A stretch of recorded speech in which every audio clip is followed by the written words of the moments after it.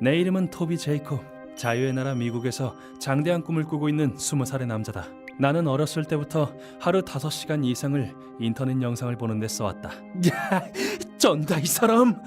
영상 속에서 빛나는 크리에이터들이 너무 재밌었으니까. 그런 내가 직업으로 유튜브 크리에이터를 고른 건 어쩌면 필연과도 같았다. 내가 이 세상 모든 사람들을 웃게 만들어주겠어. 그런 강한 신념을 가지고 희망에 부푼 미래를 꿈꾸게 된 것이다. 하지만 현실은 그렇게 녹록지 않았다. 안녕하세요 여러분, 토비네 스튜디오의 토비입니다. 오늘은 데스소스 원샷하기를 해보려고 하는데요, 목숨 걸고 제가 한번 도전해보겠습니다. 사람들을 웃기기 위해서 위험한 짓도 많이 했지만 이거 뭐야, 입에 감각이 없어. 그 노력을 조롱이라도 하듯 구독자 수는 전혀 늘지 않았고 그저 몸과 마음만이 천천히 무너져갈 뿐이었다. 그러던 어느 날 평소처럼 방송 소재를 찾아 다른 영상들을 찾아보던 중 이 사람 리액션 끝내준다. 길을 걷는 사람에게 장난을 치는 몰래카메라 영상을 보게 되었다. 이거야, 일반인들이 놀래키는 영상을 찍어서 구독자 수를 늘리는 거야. 지금까지 깜깜하기만 했던 크리에이터의 길에 한 줄기 빛이 비치는 듯한 느낌이 들었다. 마음을 굳힌 나는 좀비로 분장해 일반인들을 상대로 몰래카메라를 시도했다. 그렇게 올린 영상은 대박이 터졌고 조회수는 지금까지 본 적 없는 기세로 늘어갔다. 됐어! 이런 조회수는 처음이야. 드디어 나도 해냈다고! 이게 유튜브 드림인 건가? 엄청난 성취감이 몰려왔다. 좀비 몰래카메라로 채널 확장의 가능성을 본 나는 몰래카메라 규모를 점차 확대해갔다. 저리가! 일반인들의 솔직한 반응에 너무 신이 났고 시청자들의 반응은 나를 움직이는 원동력이었다. 구독자 수도 순조롭게 증가해 목표 달성도 코앞으로 다가왔다. 고 생각한 순간 어째서지? 요즘은 좀비물이 전혀 먹히지 않잖아. 사람들이 벌써 좀비 콘텐츠에 질린 것인지 조회수는 점차 떨어져만 갔다. 나는 그렇게 점차 숫자라는 악마에 사로잡혀갔다. 여기서 조금만 더 조회수를 늘릴 수 있는 생 콘텐츠를 만들어야 해. 소재를 찾기 위해 인터넷을 뒤지던 중 우연히 한 가지 뉴스를 듣게 됐다. 흉기를 소지한 한 남성이 난동을 부리던 끝에 주변 사람들을 수차례 찌른 사건이 발생했습니다. 이거 엄청나게 자극적이잖아. 나는 천재가 아닐까? 천재가 아니라면 이건 신의 계시가 분명하다. 나는 그렇게 최강의 콘텐츠를 생각해냈다. 그 길로 곧바로 친구를 집으로 부른 나는 내가 생각한 콘텐츠를 이야기했다. 야, 이건 솔직히 좀 너무 간 것 같지 않냐? 위험해 보이는데? 위험하긴 괜찮으니까 쫄지 마. 사람들이 재밌어하기만 하면 만사 오케이지 뭘. 친구는 주저하는 듯 했지만 난 그런 친구를 설득해 촬영 현장으로 데리고 갔다. 시각은 밤 9시. 이번 영상의 촬영지인 주차장에 도착한 우린 저 사람들이 좋겠다. 가자. 알았어. 신중히 타깃을 정했다. 그런 다음 우린 강도인 척하며 시칼로 타깃 2사람을 위협했다. 움직이지 마. 반응 좋고 이거면 무조건 조회수 탑 찍겠는걸. 내가 생각해낸 콘텐츠는 바로 살인 몰래카메라로 묻지마 폭행범인 척 다가가 일반인들을 위협하는 것이었다. 놀라셨죠? 몰래카메라입니다. 뭐라고요? 죽음을 직면한 사람들의 얼굴은 조회수로 이어진다. 그 사실만은 분명했다. 당신들 지금 뭐 하자는 거예요? 장난이 지나치잖아요. 죄송. 타깃이 된 여성은 크게 분노했지만 솔직히 나와는 상관없었다. 내 꿈은 유명한 유튜버가 되는 거니까. 그 후에도 우린 어두운 밤중 계속해서 타깃을 바꿔가며 몰래카메라를 찍었다. 죽기 싫으면 움직이지 마. 패턴도 다양하게 절망하는 사람들의 얼굴을 찍을 때마다 조회수가 올라가는 소리가 들리는 것만 같았다. 좋아, 이번이 마지막 팀이니까 진짜 제대로 가자. 아슬아슬할 때까지 몰카인 걸 알리지 않는 거야. 어때? 알았어. 감각이 완전히 마비되어 있던 나는 한층 더 강한 자극을 위해 과격한 연출을 하기로 했다. 그렇게 타깃이 가까이 왔고 두 분은 제 재물이 되어주셔야겠습니다. 깜짝 놀란 표정을 카메라에 담는 것 말고는 내 머릿속에 아무 생각도 없었다. 그리고 살고 싶으면 움직이지 마. 뭐야 이 새끼는. 그걸로 찌르기라도 하시게? 어라? 이 사람들 왜 안 놀라지? 이러면 조회수가... 라고 생각한 순간 두 사람은 익숙한 듯한 손놀림으로 주머니에서 동시에 총을 꺼내 들고는 그럼 뒤져. 바이바이. 저기 이거 몰래카메라한테 냉철한 눈빛으로 작별을 구한 두 사람. 설마 진짜 쏠 생각인가? 아니지. 그 순간 말릴 새도 없이 들려온 자비 없는 총성과 함께 온몸에 자결하는 고통이 느껴졌다.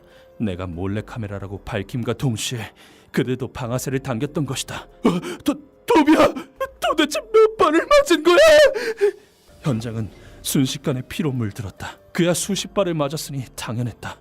누가 장난 좀 치자고 목숨까지 거냐? 진짜 멍청한 놈들이군. 저 세상에서 반성이나 해라. 밤중이라 보이지 않았지만 이번 타깃은 이 근방에서 유명한 한굴의 집단이었던 것이다. 너무 많은 총알이 박혀들어와 내 몸은 너덜너덜한 상태가 되었다. 상태가 너무 심각해. 도대체 몇 발을 맞으면 이렇게 되는 거야? 그러게, 내가 위험하다고 했잖아, 바보야. 내가 하고 싶었던 게 이게 맞나? 조회수가 무슨 의미가 있는 거지? 말을 하고 싶어 크게 숨을 들이쉰 순간 나는 의식을 잃고 깊은 잠에 빠져들었다. 내 이름은 치아라 요이치. 죄송합니다. 죄송합니다. 나는 살인자다. 나는 사람을 죽였다. 하지만 결코 의도해서 살인을 저지른 것은 아니다. 나도 참 글재주가 없구나. 내가 저지른 죄는 바로 차로 사람을 들이받은 것이다. 내가 잘못된 길로 들어서게 된 것은 지금으로부터 3년 전의 일이었다. 조금만 더 하면 프로그램을 완성할 수 있겠어. 다들 조금만 더 힘내자. 네! 당시 나는 전도 유망한 벤처기업에서 책임자로 일하고 있었다. 당시 우리가 작업 중이던 프로그램은 획기적인 시스템으로. 괜찮아 보이는군. 우리 네트워크에서 한번 써보도록 하지. 감사합니다! 사원 전원의 힘을 집대성한 결과물이었다. 열심히 발품을 판 덕분인지 대기업에서 우리의 시스템을 채용해 주었고, 정말 잘 됐네요. 지금까지의 노력이 헛되지 않았다는 뜻이겠지. 그날 난 부하 직원과 축배를 들었다. 그렇게 어느 정도 술이 들어갔을 때의 일이었다. 좀 전에 그 거래처에서 연락이 온 것이다. 프로그램에 문제가 생긴 것 같은데 한번 봐줄 수 있겠나? 그럼요. 지금 바로 가겠습니다. 그 연락을 받은 순간 들떴던 기분이 쫙 가라앉는 느낌이었다. 곧바로 술집에 나선 우리는 차에 올라탔다. 주임님, 괜찮을까요? 역시 택시를 타고 가는 게... 시스템에 문제가 생긴 거면 이건 우리 측에 대한 신뢰에 직결되는 문제야. 대응이 늦어질수록 겨우 따낸 계약이 위험하다고. 그 전화 한 통으로 술 기운 따위 순식간에 날아갔으니 괜찮다.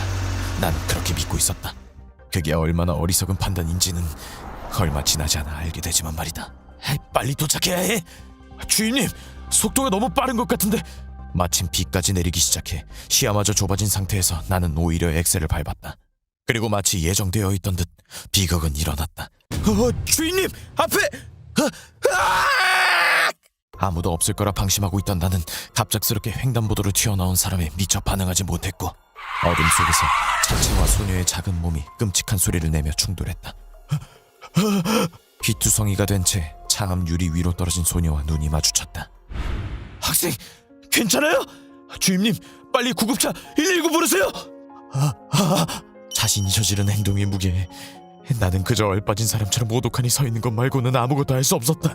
그 순간 자체에 느껴진 둔탁한 충격을, 소녀의 온몸에 뼈가 부서지는 감각을 나는 평생 잊을 수 없겠지. 그 후 현장으로 달려온 구급차에 의해 소녀는 실려갔고. 과실치사상죄 현행범이다. 혹시 술 드셨어요? 네? 나와 부하 직원은 경찰서에 연행되었다. 구치소에 들어간 다음 날 나는 형사에게서 악몽과도 같은 이야기를 들었다. 치아라씨? 진정하고 들으세요. 네. 피해자 소녀가 어젯밤 사망했습니다.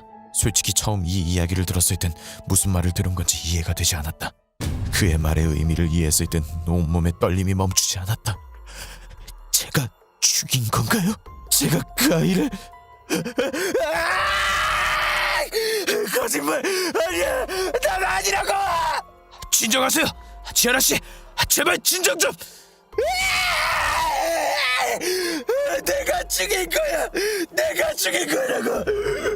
정신을 차려보니 나는 또 다른 형사에게 양팔이 붙들린 상태였다. 그 후 재판이나 그 외에 일어날 일들에 관해서 이야기를 들은 것 같은데 그런 이야기 따윈 전혀 머리에 들어오지 않았다. 난 살인자야. 죽은 소녀가 마치 내 등 뒤에 매달려 있는 듯한 기분이 들었다. 구치소에서 석방된 나를 기다리고 있던 건 해고 통지였다. 주임님, 미안하다.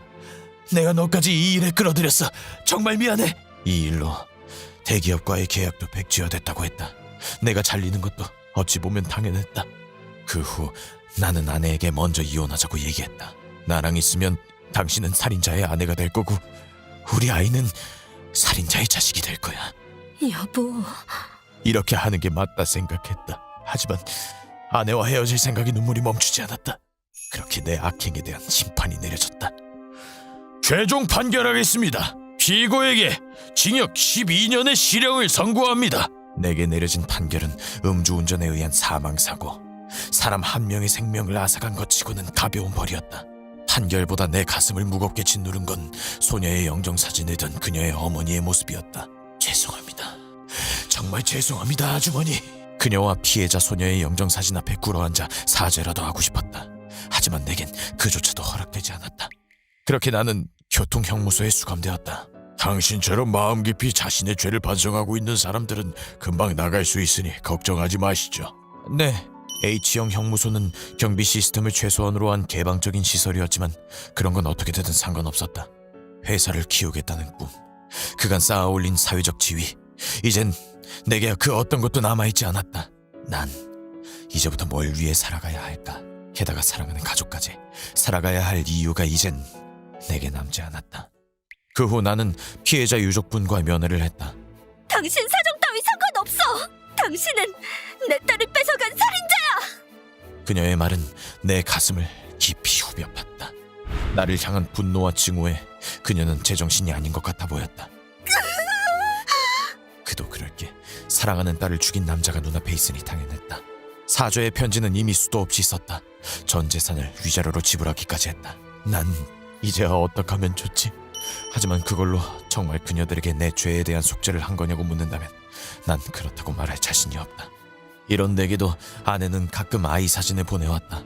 부부가 같이 아이의 성장을 보며 기뻐하는 이런 기회조차 유족분에겐 더 이상 없는 거겠지. 하지만 그런 아내의 사랑도 결국은 내가 지은 죄의 무게를 실감하게 할 뿐이었다. 그렇게 어둠 속을 방황하고 있던 나는 형무소에 있는 속죄의 비 앞에서 기도하기 시작했다. 당신도 제가 당신한테 한 짓도 결코 잊지 않겠습니다. 그러니 부디 당신이 평안히 잠들기를. 속죄의 비란 교통사고 희생자들을 위로하기 위한 위령비. 그곳에 내가 죽인 소녀가 있는 것처럼 느껴졌기 때문이다. 어차피 이것도 다 자기 만족인 것 아니냐고 묻는다면 내게 그 질문에 답할 말은 없지만 그래도 나는 평생 그녀를 잊지 않을 생각이다. 그게 한 사람의 생명을 뺏은 내가 할 수 있는 유일한 일이니까. 내 이름은 타라 도시히로. 아이 젠장, 내일부터 뭐 해먹고 살란 말이야. 빌어먹을 인생에 절망하고 있는 남자다. 나는 얼마 전까지 펍에서 일하고 있었다. 4번 테이블 피쉬앤칩스 나왔습니다. 제가 갈게요. 거기서 15년이나 일한 베테랑이라 가게에 관한 거라면 누구보다 잘 알고 있었다. 그 가게에서는 알바생 시절부터 쌓아온 실력을 마구 뽐낼 수 있었다. 역시 타라 너밖에 없다니까. 이참에 점장도 해보는 게 어때? 아이 그렇게 칭찬하셔도 요리 실력은 그대로라고요. 분명 그렇게 믿고 있었다. 하지만 내 믿음은 속절없이 무너져버렸다. 다들 미안하다.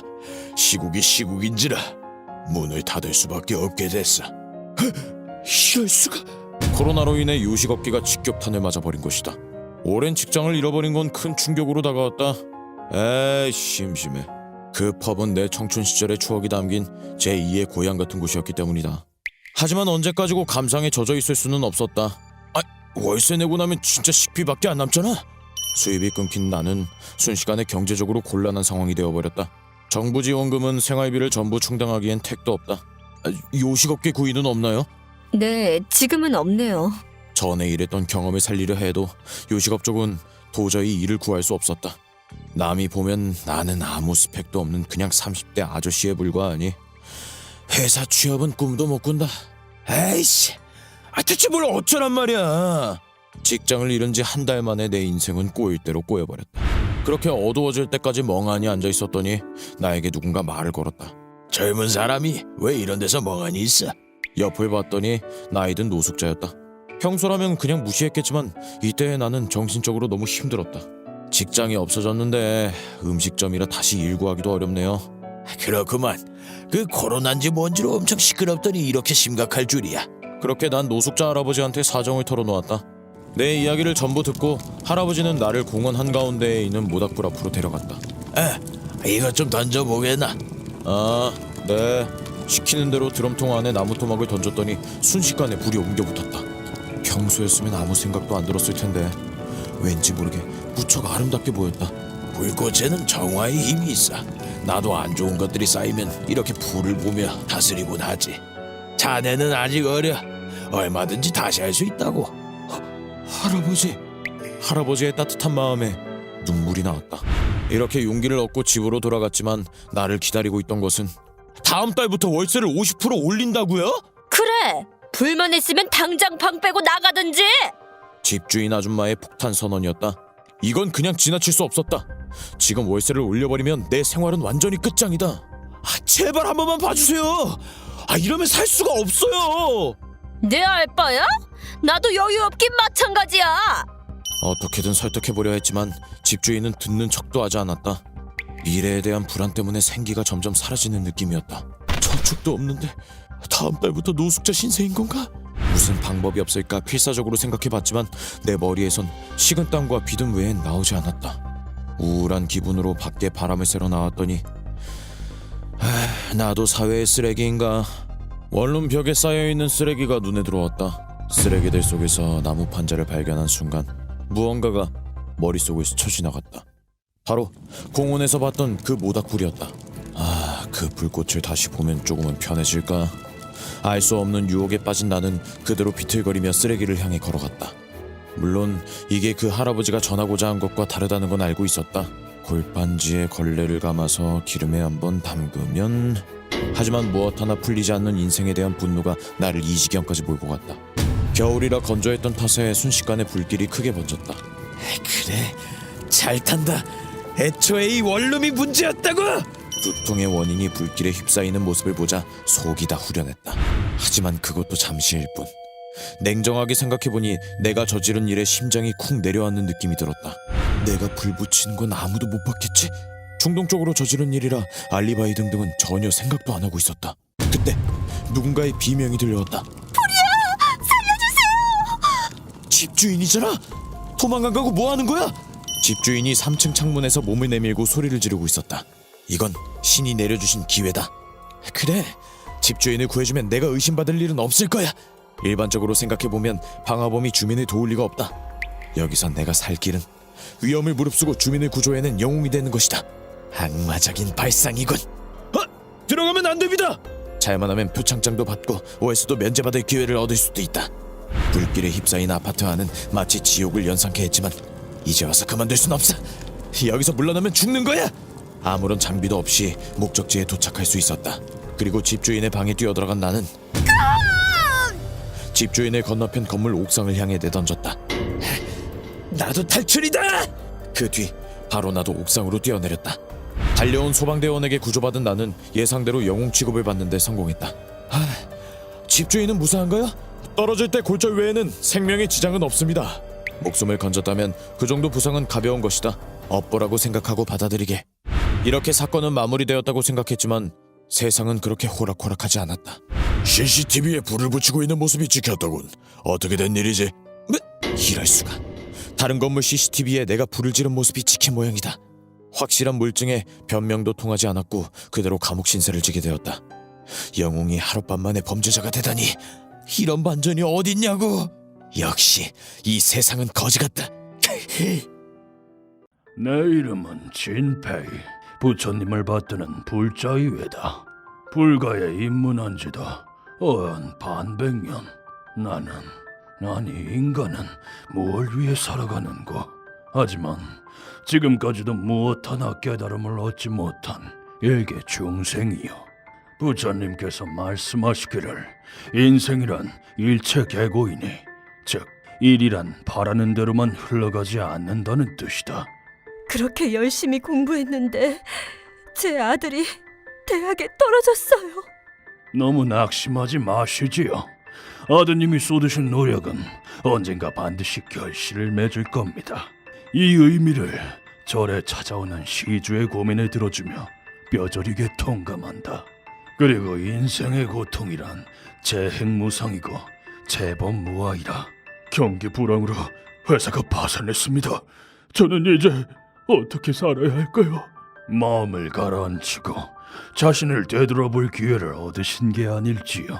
세상 만물에 변하지 않는 것은 없다. 모든 것은 인연으로 이어져 있고 언젠가는 변하기 마련인데 지위나 사랑 따위가 변하지 않기를 바라는 마음, 그것이 인간이 겪는 고통의 원인이라고 한다.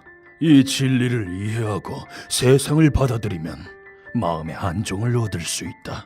이것이야말로 열반적정의 깨달음이지만 평범한 인간이 이 경지에 다다르기란 아주 어려운 일이다. 예를 들면 이런 상황에서 와쇼씨, 저희 갑자원에 못 나간대요. 부원 중에 담배 피던 놈이 있었대요. 저런. 내가 아무리 노력해도 그 결과는 불확실한데 이를 인생은 고통의 연속이다라고만 하니 진짜 내 꿈이었는데. 힘들었겠구나. 마음껏 울거라. 그 모든 것을 쉽게 포기할 수 있는 사람이 과연 세상에 몇 명이나 될까? 힘들게 꾸린 단란한 가정을 크미코 치사토! 내가 사람을 쳤어. 갑작스럽게 사고로 모든 것을 잃고 절망에 빠진 한 남자가 있었다. 제 딸과 아내는 왜 그렇게 죽어야만 했을까요? 그저 길을 걷고 있었을 뿐인데. 그 심정 이해합니다. 아내와 딸을 잃은 사람에게 세상에 변하지 않는 것은 없다고 어떻게 말할 수 있단 말인가? 물론 나도 그들의 고통을 조금이라도 덜어주려 해보았다. 현실을 받아들이고 계속 살아가는 수밖에 없습니다. 당신이 뭘 알아? 내 딸이 죽고 내 아내가 죽었는데 이걸 어떻게 받아들이고 그냥 살라는 거야? 그러나 그들의 마음에는 내가 읊은 부처의 가르침이 닿지 않았다. 코울리게였을 때부터 절간의 처마 밑에서 공을 던지고 놀던 꼬마는 어째서 이런 행동을? 될 대로 되라지. 내가 뭘 열심히 해봐야 무슨 소용이 있다고. 야구를 관두고 나쁜 길에 들어서고야 말았다. 그리고 가족을 잃은 남자는 한 달 뒤 싸늘한 시체로 발견되었다. 형은 그날 이후로 마음의 문을 닫아버렸어요. 그래도 이렇게까지 될 줄은 저도 몰랐습니다. 어떻게 이런 일이? 나는 그분이 느꼈을 고통을 가볍게 여겼는지도 모른다. 속세의 인간을 덮치는 무수한 고통에 비해 내가 건네는 말은 어찌도 이리 가벼운지. 나의 수양이 부족했단 말인가? 그게 아니라면 부처님의 가르침으로는 도무지 사람의 마음을 구할 수가 없단 말인가? 내 일생을 바쳐 닦아온 불도가 이리도 무력하게 느껴지는 날이 올 줄이야. 그러던 어느 날 전시회에 방문한 나는 충격적인 불상과 마주한다. 이게 대체 무슨... 그건 바로 재석천께서 자신의 머리를 부처님께 바치는 끔찍한 모습을 한 조각상이었다. 식은땀이 등줄기를 타고 내리는 것을 느끼며 이 불상은 대체 뭘 표현한 겁니까? 하고 책임자에게 물었더니 그는 이렇게 대답했다. 이 불상은 외국의 불모가 조각한 것으로 재석천이 부처님께 자신의 머리를 바쳐 깨달음을 청하는 모습을 표현했다고 합니다. 그럴 수가. 그런 무시무시한 이야기를 불가에서는 들은 적이 없다. 이 불모는 대체 무슨 생각으로 이 상을 조각했을까? 하지만 동시에 나는 이 불상에 이끌리기도 하였다. 그런데 이 불상은 얼마 정도 하는고? 200만 원 정도 합니다요. 내 주머니 사정으로는 결코 싸다고는 못할 금액이었지만 나는 그 자리에서 불상을 바로 사들였다. 불상을 방에 놓은 뒤로는 나는 매일같이 불상에게 내 고민을 털어놓기 시작했다. 재석천이 씨야, 당신은 그 머리를 바쳐 무엇을 얻었습니까? 부처께서 내려주신 깨달음으로 백성을 이끌었습니까? 말 못하는 조각상이 답을 할 리도 없거늘. 하지만 나는 알아내고 싶었다. 신이 자신의 머리를 바칠 정도로 원하던 진리가 무엇이었는지. 그걸 깨닫기만 한다면 나도 몇 마디 말로 사람을 구할 수 있을지도 모르지. 나날이 밀려오는 무력감은 늙은이에겐 참으로 견디기 힘든 것이었다. 그러던 중 머릿속에 어떠한 생각이 스쳐 지나갔다. 나도 당신처럼 머리를 바치면 깨달음을 얻을 수 있을까? 무슨 헛소리를 하느냐고 생각할지 모르겠지만 즉시 물처럼 목숨을 대가로 깨달음을 얻고자 하는 불자는 생각보다 많다. 그렇게 나는 얼마 남지도 않은 목숨을 바쳐 깨달음을 얻을 수 있다면야 불상에 홀리기라도 한 듯 내 목을 베기 위해 단두대를 만들기 시작했다. 이 나이 먹고 힘쓰는 일을 하려니 여간 힘든 게 아니었지만 어떻게든 생각하던 물건을 만들어냈다. 노장은 죽지 않는다더니 잘 만든 건 아니었지만 제대로 위로조차 건네지 못하는 이 한심한 인간의 목을 빼기에는 충분할 것이다. 멍청한 짓이라는 건 내가 제일 잘한다. 하지만 이 무력감을 나는 더 견딜 수가 없구나. 만약에 불상을 통해 어느 신이라도 보고 계신다면 다음 생에서는 한 명이라도 더 많은 중생을 구제할 수 있기를. 결심을 굳히고 칼날을 매단 끈을 손에서 놓은 순간 이게 뭐하는 짓이야? 그것을 필사적으로 붙잡는 인형이 보였다. 머리 위를 올려다보자 얘의 그 야구 소년이 있는 게 아닌가. 당신 방금 죽으려고 한 거야? 언제는 나보고 후회 없이 살라면서? 자네는 설마 자포자기에 빠져있던 소년이 여기를 찾아올 줄이야. 그에게 지금까지 있었던 일을 모두 털어놓자 땅이 꺼져라 한숨을 쉬었다. 아무도 스님이 하는 조언 무시 안 해. 시주들도 스님한테 상담하길 잘했다고 했었고, 하지만 자네도 그렇고 변고를 당한 남편분도. 그럼 뭐 당신이 100이면 100 다 해결할 수 있을 줄 알았어? 그런 게 가능하면 스님이 아니라 신이지. 그의 일침에 말문이 턱 막혔다. 너무나도 맞는 말이었으니까.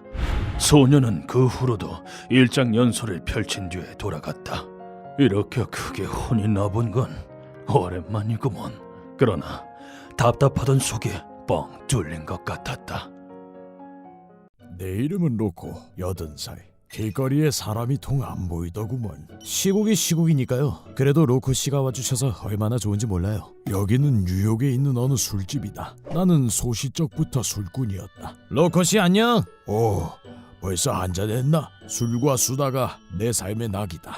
그런데 코로나 때문에 뉴욕은 완전히 활기를 잃고 말았다. 나는 마스크를 꼭 쓰고 이렇게 술을 마시러 나오지만 말이다. 슬프게도 길거리에는 마스크를 안 쓴 인간들이 수두룩하다. 마스크 껴! 이건 말건 내 맘이야. 마스크를 쓰냐 마느냐를 두고 싸움이 빈번하게 일어난다. 종국에는 전 세계적으로 노마스크 시위까지 일어나는 실정이다. 우리에겐 마스크가 필요 없다. 노마스크. 특히 나 같은 노인에게 바이러스 감염은 곧 죽음과도 직결된다. 남에게 옮기지 않도록 최선을 다하고 노력하는 것이 의무가 된 요즘, 나는 마스크를 필수로 착용한다. 마스크 안 쓰는 것들이 바이러스 퍼뜨리는 저승사자랑 뭐가 다르냔 말이야. 맞아요. 서로 배려하며 살아야죠. 지퍼 마스크라는 좋은 물건도 있지 않은가. 오늘 밤도 술집에서 즐겁게 술을 마시고 있는데, 어서 오세요, 도널드 씨. 안녕하세요. 다른 단골이 찾아왔다. 도널드, 대화 한번 해본 적 없지만 난 저놈을 아주 잘 알고 있다. 저놈 저거 또 마스크 안 쓰고 있구만. 왜냐면 도널드는 마스크를 안 쓰고 술집에 오기 때문이다. 심지어 마스크를 안 쓴 채로 술집 안에 돌아다니기까지 한다. 여보세요? 나야. 오랜만이다. 침 튀기면서 돌아다니기는 조심성 없는 놈 같으니. 여기 당신 마스크 안 끼고 뭐해? 실내에서 마스크 착용 필수인 거 몰라? 뭐라고? 도널드가 심드렁하게 내 쪽을 돌아봤다. 예상대로 도널드는 내 말을 듣지 않았고 곧 말다툼으로 번졌다. 마스크 하란 말 안 들려? 네? 이건 말곤 내가 알아서 해. 이기적인 놈, 세상 혼자 사나? 여기 두 번 다신 발들이지 말게. 그러자 화가 머리끝까지 난 도널드가 양손으로 내 머리를 덥석 움켜쥐더니, 무슨 짓이야? 이거 안 놔? 뭐? 이기적이라고? 이 아저씨가 뭐 잘못 먹었나? 도널드가 내 머리를 잡은 채로 바닥에 내동댕이 쳤다. 갑자기 난투가 벌어지자 가게 안이 웅성거리기 시작했다. 도널드는 쓰러진 내 앞에 웅크리고 앉더니 내 얼굴을 빤히 쳐다보았다. 나더러 마스크를 쓰라고? 그래, 나한테 이래라 저래라 하지마! 격분한 도널드는 내 머리를 쥐고는 수도 없이 바닥에 내리찍었다. 오지랖도 정덮고 뿌리쳐야지, 꼰대 할아범! 술집은 순식간에 충격의 도가니에 빠졌다. 도널드 씨, 그만하세요. 누가 어떻게 좀 해봐. 도널드는 마치 농구라도 하듯 내 머리를 바닥에 반복적으로 내리찍었다. 그러다 사람 잡겠어. 나한테 이래라 저래라 한 놈이 잘못이야. 더 충격적인 행동도 서슴지 않았다. 에라이! 저러다 진짜 사람 죽겠어. 내 머리를 쿵쿵대면서 양발로 마구 밟기까지 한 것이다. 100kg이 넘는 도널드에게 끔찍한 공격을 받은 나머지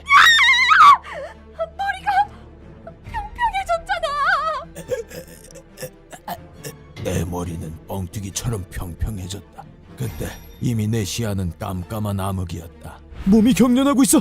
구급차 불러. 그러게 누가 덤비래? 꼴 좋다 꼰대. 그 후 도널드는 그 즉시 체포된 모양인데 이놈이 해도 정도가 있지. 이거 놔. 난 잘못 없어. 닥쳐. 네가 사람이냐? 나는 병원으로 이송됐지만 회복되지 못하고 목숨을 잃었다. 한편 도널드는 과실치사로 고작 4년의 징역형을 받았다고 한다. 세계 각지에서는 지금도 마스크를 둘러싼 갈등이 일어나고 있다. 마스크 써? 뭐? 나한테 명령하지 마! 남에게 마스크를 쓰라고 지적할 때는 아무쪼록 조심하기를. 내 이름은 아카모토 세레나. 지금 한창 잘 나가는 21살의 패션 모델이다. 고등학생 때 나는 매일같이 길거리 캐스팅을 당했다. 저기 학생, 혹시 연예인 해볼 생각 없어요? 아, 네. 벌써 몇 번째지? 세레나 씨, 한번 웃어볼까요? 그렇게 수십 개의 회사에서 러브콜을 받아 난 모델이 되었다. 옆에서 보면 정말 화려하고 성공한 인생처럼 보일지도 모른다. 세레나 씨가 표지를 장식해주면 잡지가 얼마나 잘 팔리는지 몰라. 어머, 정말요? 감사합니다. 하지만 사실은 누구에게도 말하지 못한 비밀이 하나 있다. 실은 난 극도로 심한 변비를 앓고 있다. 아무리 힘을 줘도 그 녀석들이 빼꼼하고 고기를 내밀어주지 않는다. 배 아파. 어째서 안 나오는 거냐고. 심할 때는 일주일 내내 화장실을 못 가서 일에 지장이 갈 때도 있다. 난 초등학생 때부터 화장실을 가는 횟수가 극히 적었다. 레나야, 화장실 같이 갈래? 나는 괜찮아. 어째서 나만 이렇게 화장실을 자주 못 가는 걸까? 그때도 그게 궁금했다. 게다가 대장에서 신호가 와서 화장실에 가도 세레나 걔 아직도 화장실임? 아, 뭐야. 똥 싸네, 똥. 화장실에 있는 시간이 길어 반 아이들도 다 알게 된다. 고등학생 때는 일단 어떻게든 싸겠다는 불굴의 의지로 변비와 정면 승부를 해보기도 했다. 하지만 화장실에서 혼자 땀이 날 정도로 힘을 준 결과 변기 위에 앉아 기절했다는 소문이 돌아 교내 아이들에게 놀림을 받아야 했다. 만성적인 변비 체질이네요. 이건 약을 먹어야 할 것 같습니다. 네. 에이씨. 남들 다 싸는 똥도 못 싸는 이 몸뚱아리. 이젠 나도 두 손 두 발 다 들었다. 그래도 지금은 약 덕분에 어찌저찌 몸을 속여가며 즐겁게 일을 하고 있다. 세레나 씨, 미소. 일을 하고 있는 중에는 변비에 대한 것도 다 잊을 수 있다. 그러던 어느 날 같은 모델 일을 하는 아이카와 우리 집에서 한 잔 마시기로 했다. 그 프로듀서 음흉한 게 정말 최악이었어. 왜? 좀 받아주지. 일 더 줄지 누가 알아? 인기가 전혀 없을 때부터 친한 사이였기 때문에 실없는 말로 다운된 기분을 풀어주는 게 우리였다. 술도 들어갔겠다. 기분 좋게 취해가는데 갑자기 세레나! 지금까지 느껴본 적 없는 극심한 구토기가 올라왔다. 너무 갑작스럽게 찾아온 복통에 나는 그 자리에서 전부 개워내고 말았다. 세레나! 냄새! 아이카가 절규하는 소리를 마지막으로 나는 의식을 잃고 쓰러졌다. 눈을 떠보니 나는 근처 병원에 누워있었다. 일어났구나. 여긴... 정신이 드세요? 친구분이 기절한 세레나 씨를 여기까지 모셔오셨습니다. 뭐? 그렇게 많이 마신 것도 아닌데 왜? 어째서 쓰러진 거지? 세레나 씨는 분변 장폐색입니다. 분변 뭐요? 변이 장을 막은 탓에 장에 이것저것 쌓여서 그게 세레나 씨 같은 경우엔 입으로 나온 겁니다. 즉 개원해신 게 거의 배설물과 같은 거라는 말이죠. 친구분이 고생 많으셨겠어요. 뭐... 나는 숨을 구멍이 있다면 숨고 싶은 기분이었다. 그 후 며칠 만에 퇴원할 수 있었지만 이번 일로 입은 정신적 충격은 상당했다. 어째서 나만 이렇게 화장실 가는 게 힘든 거야. 그 결과 전보다 더 화장실에 갈 수 없게 되었고 변비 또한 심해져만 갔다. 당연히 이래도 영향이 갔다. 잠깐! 모델 얼굴색이 왜 저래? 저래서 찍을 수나 있겠어? 프로가 몸 관리도 못하고 뭐 하는 거야? 죄송합니다. 나를 대하는 현장 관계자들의 시선도 점점 차가워졌고 그만큼 일도 줄어갔다. 결국 변비약을 먹는 것도 포기하고 나는 집에만 틀어박혀 있었다. 또 배설물을 입으로 토하면 어떡하지? 창피를 당할 게 무서워서 사람 앞에 서는 것조차 불가능했다. 그런 생활이 얼마나 지속되었을까.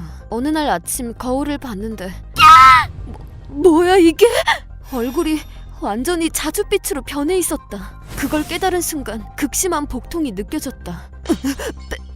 배가... 당황해서 옷을 들춰보니 누가 봐도 이상할 정도로 배가 불러 있었다. 어째서 배가 이렇게 부푼 거야?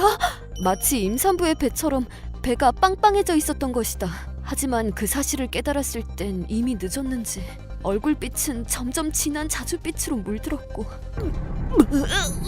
장이 압박되는 느낌에 호흡조차 하기 힘들어졌다. 그때와 같은 느낌. 그렇게 나는 대량의 변을 토해냈다. 그리고 아래로도 조금 새어나왔다. 가슴이 심하게 압박되는 듯한 감각 속에서 나는 그 자리에서 의식을 잃었다. 내가 연락이 되지 않는 것을 이상하게 생각한 아이카가 집으로 달려와 줬지만 세레나! 냄새! 나는 이미 죽은 뒤였다. 그것도 자기 배설물에 뒤덮인 채로 말이다. 사인은 심장 발작이었다. 과도한 변비로 인해 심장이 압박되다 못해 결국은 뭉개지고 만 것이다. 화장실에 가지 못해서 죽게 되다니. 변을 보는 건 극히 자연스러운 일이니 다들 부끄러워하지 말고 그때그때 해소하길 바란다. 내 이름은 무라이 노부오. 오늘도 여행 가기 딱 좋은 날씨로군. 바이크 하나로 세계를 여행하고 있는 남자다. 내가 이런 여행을 하고 있는 건 나 자신을 돌아보고 인생의 추억을 만들기 위해서다. 혼자 세계 여행이라니 얼마나 위험한데. 취직해서 하루 종일 회사에 붙잡혀서 살기 전에 세계를 제 눈으로 직접 보고 경험하고 싶어서요.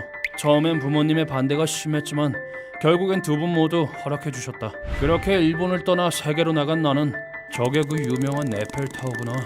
정말 멋진걸. 여러 나라를 돌아다니며 그 모습을 눈에 담아왔다. 물론 치안이 좋은 나라만 있는 건 아니라 위험한 순간도 있었다. 야호! 일본인이다! 꼬맹아 착하지? 형하고 이야기 좀 하자니까. 그럼에도 내 결의는 흔들리지 않았다. 그렇게 수많은 고난을 극복해 나가며 나는 인도까지 흘러갔다. 여기가 인도구나. 멋있는걸? 4대 문명의 하나이자 불교의 발상지이기도 한 곳. 인도 사람들은 어쨌든 다들 에너지가 넘쳤다. 형씨 어디서 왔어? 일본? 그냥 가지 말고 인도 볶음밥 한번 먹어봐. 그럼 1인분만 주세요. 공중위생은 열악했지만 그만큼 사람도 많고 그들이 내뿜는 활기도 대단했다. 사람들과 즐거운 만남을 이어가며 인도 각지를 도는 여행도 일주일 지났을 무렵. 좋은 나라이긴 하지만 도로 정비 상태가... 인도를 여행하던 난 열악한 도로 상황에 불만이 있던 상태였다. 위험하잖아! 게다가 현지인들의 교통 매너도 상당히 나빠서 속도 위반은 물론 갑작스러운 차선 변경이고 뭐고 안 되는 게 없었다. 그렇다고는 해도 이곳은 외국, 애초에 일본과 비교하는 것 자체가 넌센스다. 서두를 필요가 있는 것도 아니고 안전운전하지 뭐. 마음을 다잡고 나는 목적지를 향해 달려갔다. 그렇게 이제 막 마드라스를 빠져나와 조금 달리던 그때, 알아? 청신호의 교차로를 지나가는데 왼쪽에서 자갈을 잔뜩 실은 트럭이 갑자기 튀어나왔다. 죽는 순간엔 시간이 천천히 흐른다고 했던가? 그 순간 내 주변의 모든 것이 슬로우 모션처럼 느껴졌다. 왜지? 분명 난 신호를 지켰는데. 하지만 머릿속으로 그런 의미 없는 질문만 되뇌일 뿐. 난 잘못한 게 없는데 어째서... 몸은 굳어 손가락 하나 움직일 수 없었다. 만화나 영화라면 간발의 차로 살아남을 방법을 생각해내기도 하지만 현실에선 불가능했다. 내가 할 수 있는 거라고는 그저 공포에 질려 달려오는 트럭에 대고 소리 지르는 것뿐이었다. 그렇게 시간의 농간질이 끝난 순간 강렬한 충격과 함께 내 몸은 하늘 높이 치솟았다. 그때 내 머릿속에 떠오른 건 푸른 하늘이 참 예쁘다는 감상이었다. 붕 뜬 몸이 그대로 중력에 이끌려 기세 좋게 지면 위로 떨어졌지만 이상하게도 고통은 느껴지지 않았다. 괜찮으세요? 그런데 트럭에서 내린 운전자는 오히려 나보다 더 크게 비명을 질러대기 시작했다. 그의 비명 소리에 고개를 돌려 내 몸을 확인한 나는 그 비명의 이유를 알 수 있었다. 이러면 비명이 나오는 게 정상이긴 하지. 왜냐하면 내 몸은 허리 부분이 두 동강이나 장기가 전부 흘러나와 있었으니까. 이상하게도 그때까지도 아픔도 슬픔도 절망도 느껴지지 않았다. 이제 어쩌지? 내 마음속을 점한 건 그저 난 이제 죽는구나 하는 체념과 약간의 씁쓸함이었다. 사람이 마음을 정하면 어떤 상황에서도 평안할 수 있다더니 그래도 죽기 전에 아빠랑 엄마한테 연락은 해야지. 그렇게 생각한 나는 가슴께에 있는 주머니에서 핸드폰을 꺼내들었다. 마지막 순간에 내게 허락된 신의 자비인지 불행 중 다행으로 핸드폰은 멀쩡했고 다행이다. 전파도 잡히고 있어. 사고 현장도 통신이 가능한 구역이었다. 차에 치인 충격에 뇌에 손상이 온 건지 아픔이 느껴지지 않은 건 다행이었다. 아버지, 어머니 죄송합니다. 부모님보다 먼저 가는 불효자를 용서해 주세요.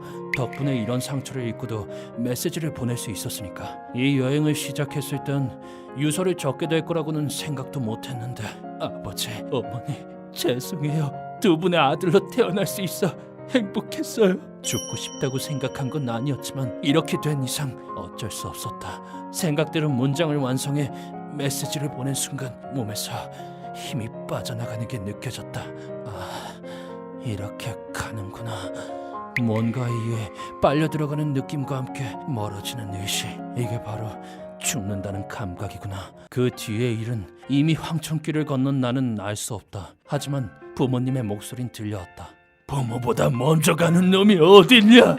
아버지, 어머니, 부모님의 목소리가 들린다는 건 내 몸은 일본에 잘 도착했다는 뜻이겠지? 그 여행을 떠난 걸 후회하지 않냐고 묻는다면 그건 거짓말일 것이다. 부모님보다 먼저 가는 불효를 저지른 난 좋은 곳엔 가지 못하겠지. 하지만 그럼에도 미련을 남겨선 안 된다. 마지막 정도는 가슴을 펴고 걷자. 내 이름은 토비타 신지. 전 세계의 미녀들을 사랑하는 남자다. 이름하여 세계 유흥의 거장. 오늘 나는 프랑스 수도인 파리에 왔다. 저게 개선문인가? 겁나 크네.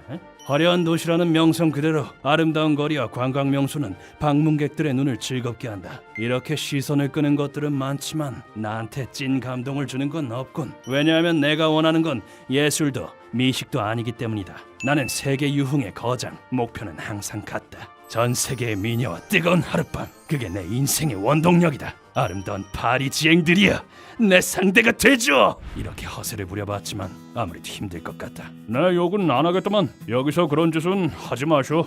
예? 왜냐하면 2016년부터 프랑스에서 유흥업소를 운영하는 것은 불법이 됐기 때문이다. 그래서 프랑스 남자들은 업소에 가기 위해 다른 나라로 간다. 여기서 아무도 날 막을 수 없다.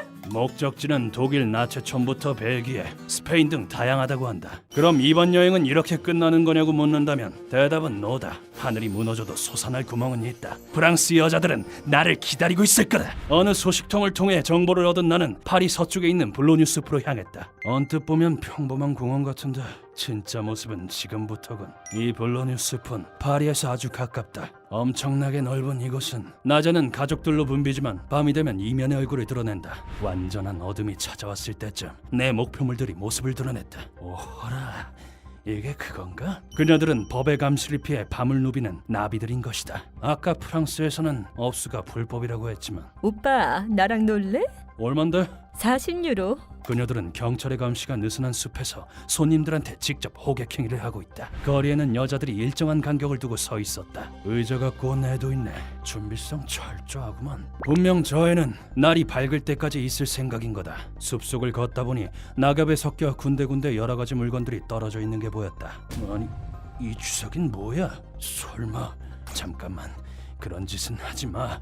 다들 절대 하면 안 돼. 나는 순수하게 파리지엔과 뜨밤을 보내고 싶은 것뿐이라고. 이제 다시 가서 아가씨를 골라볼까? 여자의 부드러운 살결, 그게 남자의 활력이다. 너희들도 동의하겠지? 숲속에서 나왔더니 나를 본 아가씨들이 전투적으로 다가왔다. 오빠, 일본인이지? 좋은 거 안 할래? 잠깐 기다려봐. 여럿이 말을 걸어오니까 리즈 시절로 되돌아간 것 같았다. 끌리는 여자들은 많지만 이왕이면 제일 예쁜 애랑 놀고 싶다. 멋있는 오빠네. 나 고마워. 나랑 같이 더 깊은 데로 가자. 여러 사람들을 돌면서 물어보니 가격은 보통 40에서 50유로였다. 우리 돈으로 하면 6만 원이 좀 안 드는 정도다. 싸도 너무 싸다. 파리는 최고야. 그래서 나는 마음에 드는 아가씨와 숲 안쪽에서 최고의 시간을 보냈다. 파리징 너무 좋다. 프랑스 메르시 내 사전에 불감증이 난 없다. 격렬했다. 하지만 난 아직 발팔해. 부족하다고. 그런 생각을 하며 둘러보고 있는데 다음엔 누구랑 놀아볼까? 뭐야? 누구야? 누군가가 뒤에서 어깨를 두드렸다. 무슨 일인가 싶어 뒤돌아봤더니 그곳엔 여자한테 관심 없는 모양이나? 그럼 우리랑 놀래? 야수 같은 눈빛으로 나를 보고 있는 딱 봐도 위험해 보이는 형님들이었다. 나는 위협을 느끼고 전력으로 달리기 시작했다. 깊은 곳으로 달려가네. 지금 꼬시는 거야? 아니야, 아니라고. 그러고 보니 숲 안쪽은 이쪽 사람들의 객실이었지. 망했다, 완전 망했다. 잡히면 인생 끝났다. 난 여자가 좋다고. 우리랑 노는 것도 재밌을 텐데. 싫어, 진심으로 싫어. 내 성적 지향은 확고하다고. 결국 숲을 빠져나와 공원 쪽으로 나왔더니 왠지 경찰이 기다리고 있었다. 거기 당신 멈춰. 네? 프랑스 경찰은 우리나라랑 다르게 폭력적이다. 하는 말에 순순히 안 따르면 무슨 일을 당할지 모른다. 형님들의 레이더에선 벗어났지만. 당신 여기서 뭐 했어? 마약했어? 감옥 여행 좀 해볼래? 아니요, 산책했는데요. 그 대신 밤새도록 경찰한테 설교를 들었다. 다음날 아침 나를 반겨준 곳은 눈부신 태양이었다. 아가씨랑 드밤 보낸 다음에 봤으면 좋았을 텐데. 이번에는 굴욕적인 일도 있었지만 세계 유흥의 거장은 이 정도로 좌절하지 않는다. 내 이름은 소노다 케이치. 다 됐습니다. 정착하지 않고 여러 알바를 하고 있는 알바러이다. 코로나 불경기의 영향으로 구인이 적어진 요즘, 오라이 우연히 주변의 주유소에서 사람을 모집하고 있었기에 해보기로 했다. 지금까지 주유소 알바는 해본 적이 없었지만, 소노다씨, 주유와 청소 부탁해. 알겠습니다. 점장님께서 하나하나 친절하게 가르쳐 주셔서 생각보다 훨씬 좋은 직장 환경이다. 여기서 하는 일은 주유, 차 내부나 창문 청소, 세차와 브레이크 체크 등이다. 브레이크 오일 보충 완료했습니다. 감사합니다. 주유소는 기름을 넣는 것 말고도 할 일이 정말 많다. 소노다 씨는 일을 정성껏 해주셔서 좋아요. 학생들은 그 점을 소홀히 해서. 제가 나이는 좀 있으니까요. 하지만 요령을 터득하고 효율이 올라가기 시작하고 있다. 하지만 모든 일이 잘 굴러가지 않는 것이 세상의 섭리인 법. 빨리 해라 신이! 뒤에 밀렸잖아! 죄송합니다. 학생인 선배가 나에게 시비를 걸기 시작한 것이다. 트집을 잡아서 불평을 하는데, 청소를 너무 대충 하잖아. 창문 틈에 먼지가 없게 하라고. 쓰레기 처리가 너무 느려. 고객을 기다리게 하지 마. 죄송합니다. 아저씨 진짜 쓸모없네. 그러니까 그 나이 먹고 알바나 하고 있는 거야. 죄송합니다. 말이 너무 심하군. 세상 물정도 잘 모르면서 무슨 말을 저렇게 하냐. 이런 사람들은 다들 언젠가 호된 경험을 하던데. 그는 이 주유소에서 오래 일했기 때문에 정비와 관련된 작업도 배우기 시작하고 있었다. 트럭의 공기압 미터에서 눈을 떼면 안 돼. 잘못하면 타이어가 파열되니까. 열심히 하는 걸로 보이진 않지만. 이런 느낌으로 매일 먼지와 기름에 절여져 있던 어느 날의 일이었다. 어서 오세요. 어떻게 도와드릴까요? 주유소에 대형 트럭이 찾아왔다. 이 타이어에 공기 좀 넣어주게. 알겠습니다. 공기 보충 부탁드립니다. 나는 이 작업을 못하기에 사무실에 외쳤고, 그러자 선배가 나왔다. 선배는 나의 도움 요청을 받고 우월감에 가득 차 있었다. 야, 너는 잡일이라도 하고 있어. 알겠습니다. 고객 앞에서 건방진 태도를 보이는 게 괜찮은 건가 싶었지만, 괜한 말을 하면 나중에 귀찮아진다. 그리고 다른 손님의 주유를 하다가 아까 트럭 얘기가 나왔다. 아유, 저 트럭 드디어 공기를 넣는군. 아시는 차인가요? 바로 뒤를 달리고 있었으니 말일세. 타이어가 흐물흐물해서 위험해 보였어. 그 트럭 운전수는 공기압 점검을 게을리하고 있었던 모양이다. 나는 손이 비어서 사무실을 청소하고 있었다. 그러고 보니 선배는 정비 작업을 혼자 하는 게 처음이었지. 경력이 길다지만 학생이니 조금 걱정하고 있던 그때였다. 거대한 폭발음과 함께 벽을 부수고 사무실로 날아온 무언가가 내 어깨에 부딪혔다. 격통으로 오른팔이 움직이지 않는 와중에 필사적으로 고개를 들었다. 나는 옆에 굴러다니는 것들을 보고 오싹해졌다. 저건 타이어 휠. 아까 부딪힌 무언가는 저것이었던 것이다. 얼굴에 맞았더라면 살아있지 못했겠지. 그리고 깨진 창문 저편은 그야말로 수라장이었다. 젠장, 움직이면 안 돼. 당신도 얼른 잡아줘. 선배의 몸이 얼굴에 걸쳐진 수건을 새빨갛게 물들이면서 덜덜 떨리고 있었다. 선배 쪽을 봤을 때 나는 선배가 죽을 거라는 걸 확신했다. 어떻게 이런 일이? 왜냐하면 선배의 얼굴 주변에는 피로 젖은 살덩이가 흩어져 있었기 때문이다. 사고로부터 얼마나 지나서였을까? 황급히 구급대원이 달려왔다. 이봐, 이쪽에도 부상자가 있어. 괜찮으십니까? 죄송합니다. 오른쪽 어깨가 안 움직여요. 병원에서 진단받은 결과 내 오른쪽 어깨가 골절되었다는 것을 알게 되었다. 현장의 상황으로 봐서는 휠이 어깨를 스친 것 같습니다. 그런가요? 직격했다면 어깨는커녕 시체의 오른쪽 전체를 잃으셨을 겁니다. 불행 중에 다행이군요. 신경 쓰여 선배의 상태도 물어봤지만 죄송하지만 개인정보와 연관된 일이기 때문에 가족 외에는 알려드릴 수 없습니다. 그렇겠죠. 씁쓸한 의사의 얼굴을 보고 나는 모든 것을 이해했다. 그 후 병문 안으로 온 점장님에게 선배가 어떻게 되었는지 들을 수 있었다. 그 녀석은 죽었어. 머리에 상처가 너무 심해서 구급대원이 왔을 때는 이미... 감사합니다. 말하기 어려우셨을 텐데 예측은 하고 있었지만 동료의 죽음을 듣는 건 마음이 무거워지는 일이었다. 그 사건으로부터 일주일 동안 나는 뉴스를 보며 진상을 알 수 있었다. 직원이 타이어에 넣을 공기의 양을 착각한 것으로 보여. 어쩌다 그러신 거예요, 선배. 점장님의 설명을 좀 더 잘 들었으면 좋았을 텐데. 한 달 후 내가 퇴원했을 때 그 주유소는 사건 때문에 영업을 멈춘 상태였다. 좋은 직장이었는데 정말 아쉽지만 어쩔 수 없다. 점장님의 장래와 선배의 명복이라도 빌어야겠다. 내 이름은 니시즈카 노부타다. 어두침침한 세상에서 범죄를 일삼으며 사는 남자다. 민가에서 강도짓을 하며 하루하루 살아가고 있다. 다음은 이 집이다. 노인네만 사는데 뭐 어렵겠어. 똑바로 사는 것보다 강도질이 더 돈이 효율적으로 벌린다. 몇 달 전 내 신경을 긁던 상사를 폭행했다. 나대지 마! 얼굴이 얇아질 때까지 아주 잘근잘근 밟아주었다. 그 탓에 회사에서 해고를 당했고 집행유예 선고를 받았다. 더는 못 참겠어. 미안. 아내마저도 도망가버린 그야말로 밑바닥 인생이다. 그 힘든 상황 속에서도 배는 또 고파오니 참 얄궂은 노릇 아닌가. 돈을 못 벌면 이대로 굶어 죽을 거야. 가족들에게도 외면당해 힘이 되어줄 사람 하나 없었다. 궁지에 몰릴 대로 몰린 나는 범죄에 손을 댔다. 야, 돈 내놔.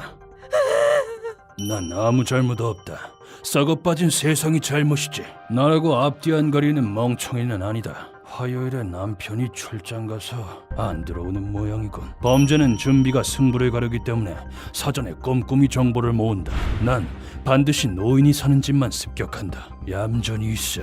피투성이 되기 싫으면. 살려주세요.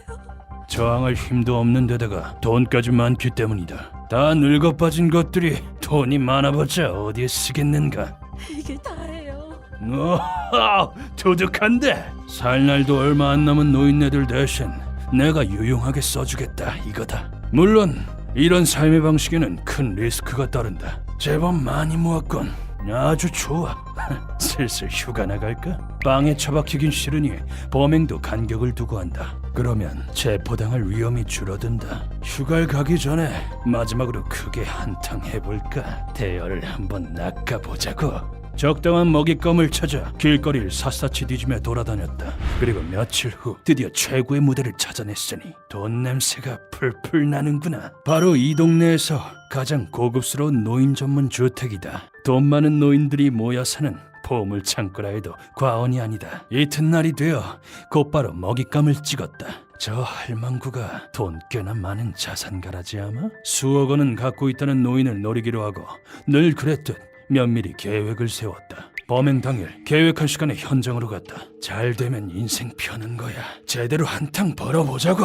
남의 집에 침입할 때는 일정한 레퍼토리가 있다. 우선 창문에 테이프를 붙인 다음 걸쇠 부분에 금이 갈 때까지 곡괭이로 찍는다. 그러면 문을 쉽게 열 수 있다. 방범이 이리 허술해서야. 노인들은 위기관리 능력이 없어서 침입하기도 쉽다. 방 안으로 침입하자 노인이 태평하게 TV를 보고 있었다. 야! 이 가방에 돈 담아! 노인은 허둥대더니 눈을 부릅뜬 채 그 자리에 얼어붙었다. 노인에게 몸을 바짝 붙이고 낮은 목소리로 한 번 더 협박했다. 얼마 남지도 않은 목숨 오늘로써 끝내고 싶나? 노인은 허둥지둥 돈을 찾았다. 작전 성공이라고 생각할 무렵 70세가량 돼 보이는 쭈글쭈글한 노인이 튀어나왔다. 여기서 뭐 하는 거야? 뭐야, 마침 잘 됐다. 오늘 세상 하직하기 싫으면 돈 내놔. 그 노인의 돈도 뜯어낼 작정이었다. 그런데 갑자기 목 부근이 엄청나게 아파왔다. 노인이 지팡이로 내 목을 조른 것이다. 기도가 막혀 숨을 쉴 수가 없었다. 늙어 빠진 노친네가 이런 힘이 어디서 나오는 거야? 실로 엄청난 힘이었다. 도저히 빠져나갈 수가 없었다. 그렇다고 나도 마냥 약골은 아닌지라 순간의 틈을 노려 노인에게서 벗어나는데 성공했다. 너 뭐야? 따끔한 맛을 보여주지. 나를 보는 노인의 표정은 자문 여유로웠다. 대체 뭐하는 인간이지? 돈을 빼앗고 안전하게 도망치려면 이 노인을 죽이는 수밖에 없다. 오늘이 바로 네 재산날이다! 아예 죽이려고 작정하고 노인에게 달려들었다. 하지만 노인은 몸을 슬쩍 움직이는 것만으로 내 공격을 피했고 느려 터졌건.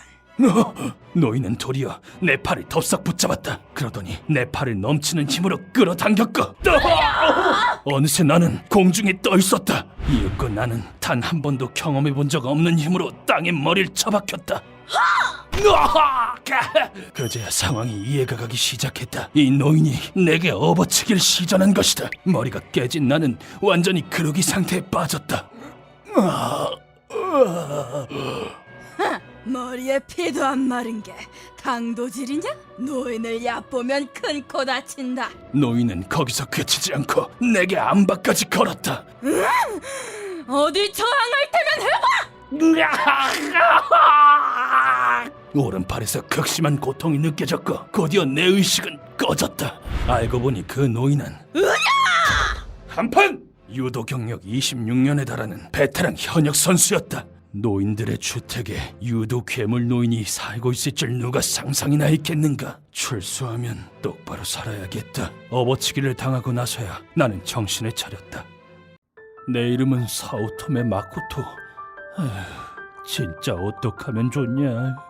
청천벽력으로 인생 최대의 난관을 겪고 있는 망연자실한 남자다. 내가 직면한 위기는 바로 아내와의 이혼이다. 당신이랑 더는 못 살아. 나 친정 갈 거야. 가지마 유코! 분노에 찬 아내가 역정을 내며 집을 나가버린 것이다. 이런 경우 남편들은 대개 아내가 왜 화를 내는지 모른다고들 하는데 100번 생각해도 내 잘못이야. 불행 중 다행인지 내 아내를 화나게 한 원인은 명백했다. 아내의 영린을 건든 원인은 바로 내 불륜이었다. 사오토메 씨, 저 사오토메 씨 좋아해요. 뭐? 직장 회식을 했을 때 술에 취한 여직원이 내게 고백해온 것이 화근이었다. 내가 유부남이라는 건 두말할 것 없이 사실이었기에 다른 사람들은 우스갯소리로 치부했지만 잠깐 쉬었다 갈래? 네. 술에 취했던 나는 본능이 이끄는 대로 그 여직원 미호에게 손을 대고 말았다. 우리가 잠자리를 한 뒤 미호는 유부남인 내게 적극적으로 대시했다. 아내랑 이혼하고 나랑 같이 살자. 응? 글쎄, 유코를 사랑했던 나는 이혼 생각 따윈 추호도 없었다. 평소엔 좋은 남편인 척 미호와 미래를 할 땐 야근이나 출장이 잡혔다고 아내를 속였다. 여보, 이거 어떻게 된 거야? 두 여자를 오고 가는 줄타기 같은 삶이 언제까지고 이어질 리가 없었다. 불륜을 의심한 유쿠가 고용한 탐정은 손쉽게 불륜 증거를 확보했고 안 돼! 꼴사납게도 나는 사랑하는 아내에게 버림을 받았다. 그렇다 해서 나라고 손 놓고만 있었던 건 아니었다. 내 말 좀 들어봐, 유코. 잠깐 마음이 흔들렸던 거야. 내가 사랑하는 건 당신뿐이야. 곧장 아내의 친정으로 찾아가 해명함과 동시에 내 진심을 털어놓았다. 하지만 유코는 내 말을 들어줄 생각도 하지 않았다. 자네에겐 정말 실망일세. 다신 찾아오지 말아주게. 장인어른! 아내와 제대로 대화를 해보기도 전에 장인어른에게 가로막혔다. 전화를 걸면 변호사가 대신 받고 직접 만나보려 해도 아내 대신 장인어른이 나왔다. 하는 수 없지. 일단 솔솔 기는 수밖에. 선물 공세를 통해 유코의 마음을 돌리고자 마음먹었다. 월급을 탕진해 명품 의류 등을 보내도 봤지만 또 열어보지도 않고 반송했구나. 유코는 내가 보낸 선물을 하나도 받으려 하지 않았다. 이렇게 허탕만 치다가 몇 달이 지났다. 안 돼. 유코랑은 죽어도 못 헤어져. 기어이 아내가 이혼 서류를 보내왔고 나는 궁지에 몰릴 대로 몰렸다. 한때 서로 사랑했던 부부였는데 차라리 강에 몸이라도 던지면 유쿠가 날 위해 울어줄까? 아니, 사이가 틀어질 대로 틀어진 지금은 코웃음만 치고 말겠지. 어쩌다 이 지경까지 왔는지 처음부터 되짚어보기로 했다. 그 여자가 나한테 대시한 게 화근 아닌가? 거듭된 생각 끝에 이게 다 미호 때문이라는 결론에 도달했다. 그래, 그때 그 여자가 나한테 고백만 안 했더라면 지금쯤 유쿠와 행복하게 잘 살고 있었겠지.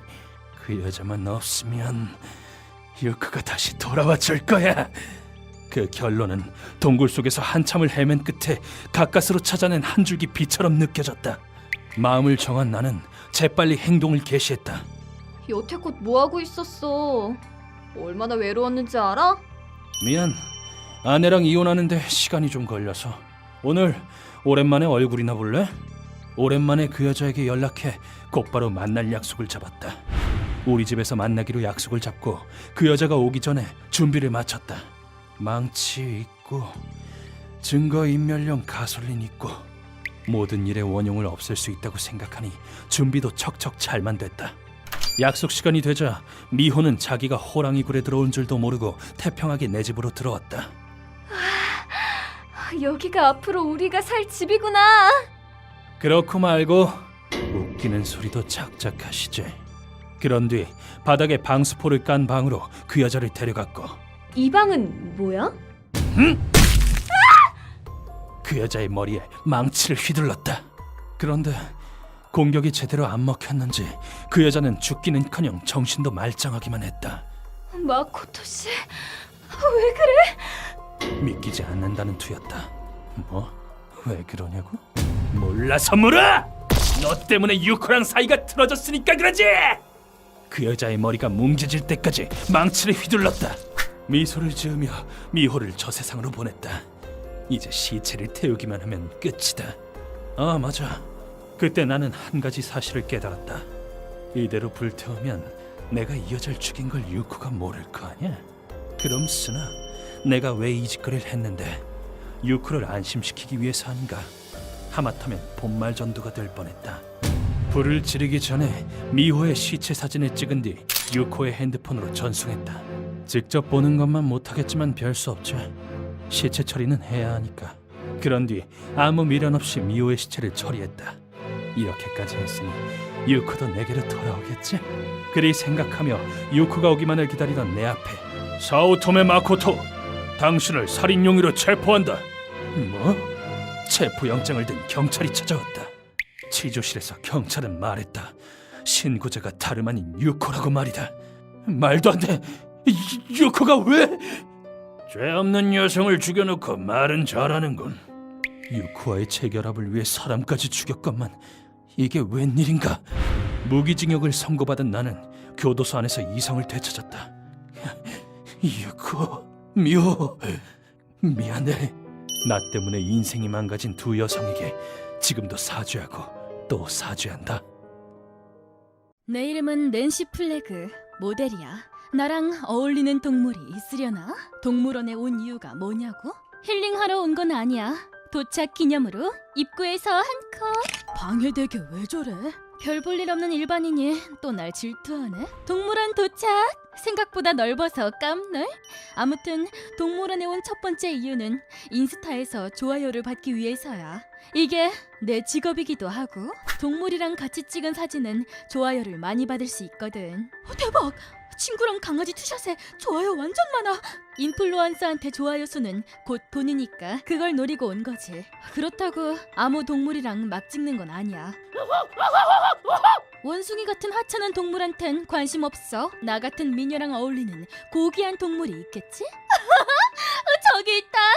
분위기 대박. 완전 반할 것 같아. 그래, 여기엔 아무 데서나 볼 수 없는 블랙 제규어가 있어. 얘랑 같이 찍고 싶어서 일부러 여기까지 온 거라고. 사자나 호랑이 같은 건 너무 흔하니까 고귀하고 레어한 동물. 아름다운 나한텐 딱이야. 근데 문제가 생겼어.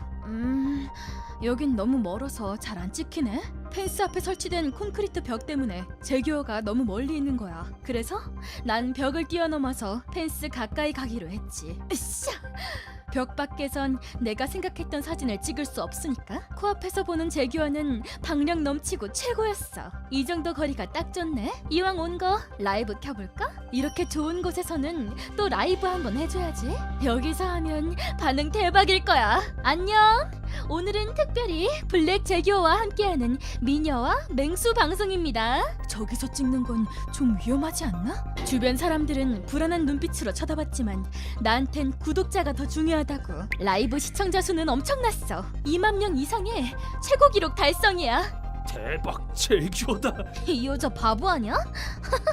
예쁘시네요.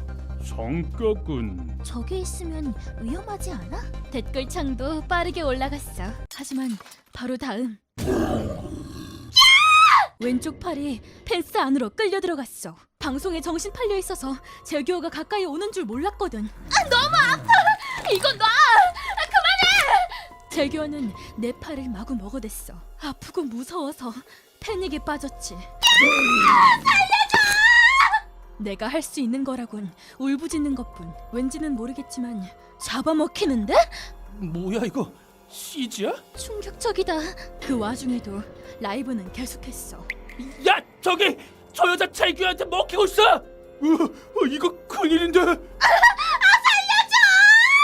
결국 제규어는 내 머리를 잡았어. 그리곤 갉아먹기 시작했지. 이빨 힘이 엄청나더라고. 두개골이 깨지는 소리가 났고 이 소리도 방송에 그대로 나갔어. 이러고 있으니 드디어 구원자가 나타났어. 일단 무조건 떼어놓자고. 저리 가! 제규어는 내가 죽기 직전까지 내 머리를 갉아먹더라. 그 후 나는 곧장 응급실에 실려갔어. 의료진들의 피나는 노력에도 불구하고 안타깝습니다만 병원에 도착했을 땐 이미 죽고 말았지. 이 영상은 내 쌍에서 널리 퍼져 유명해지게 되었고. 그러게 왜 펜스 앞까지 감? 저러고도 셀카를 찍고 싶나? 저러면 당연히 죽지. 나는 죽어서도 욕을 먹게 됐어. SNS 상에서는 내 욕 말고도 제규어의 사후 처리를 걱정하는 의견이 많았는데 제규어를 안락사시키지는 않습니다. 걱정하지 않으셔도 됩니다. 당연한 결과야. 내가 방호벽을 넘어가서 그랬던 것일 뿐 제규어는 죄가 없으니까.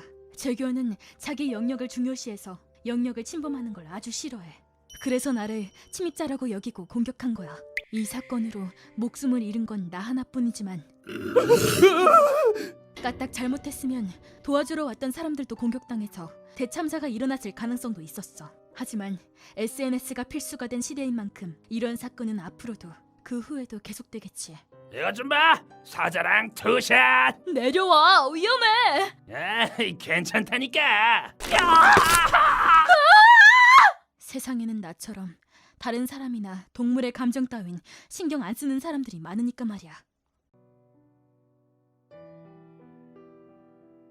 휴먼버그 대학교에서는 인간이 버그를 일으켜버린 순간의 사건들을 여러분들에게 소개하고 있습니다. 예전 영상들도 꼭 한번 보시길.